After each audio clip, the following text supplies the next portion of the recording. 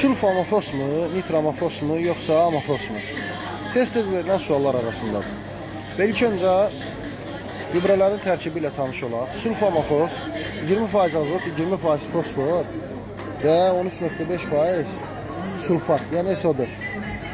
Yəni tərkibdə yarısı ammonium sulfat, yarısı da ammonium fosfat olan bir gübrədir. Hər iki qarışıq torpaqda faydalıdır və toplam mineral miqdarı azot qarışığı 53%-dir. Nitramofos 16% azot, 16% fosfor, 16% kalium tərkiblidir və tərkib gördüyünüz kimi bəsit bir NPK-dır. Toplam mineral miqdarı azot qarışıq 48%-dir. Torpaq pH-ının tənzimlənməsində rol alan mineral sadəcə 16% fosfordur. Amofos isə 12% azot, 52% fosfordur.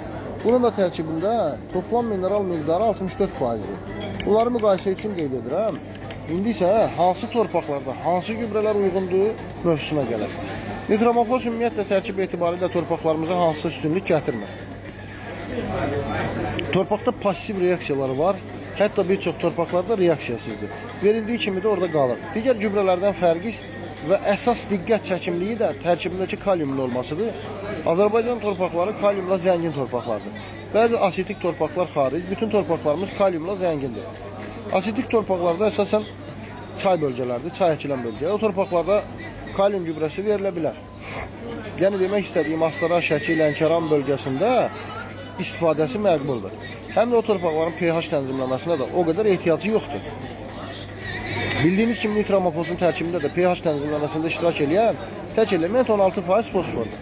Yəni bu qədər az fosfor torpağın pH-ına onsuz da qıdıq verəsi deyil. Sulfamofosa gəldikdə isə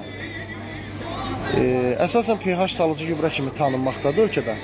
pH-a təzyiq edən 20% fosfor, 13.5% isə sulfat var tərkibində. Sulfat torpaqda az reaksiyaya girən bir kükürt növüdür. Məsələn, SO3 ilə müqayisə etsək, SO3 su ilə sulfat turşusu yarada bilir. Təkrar sulfat turşusu ilə reaksiyaya girir, disulfat turşusu yaradır və s. və ilə axır.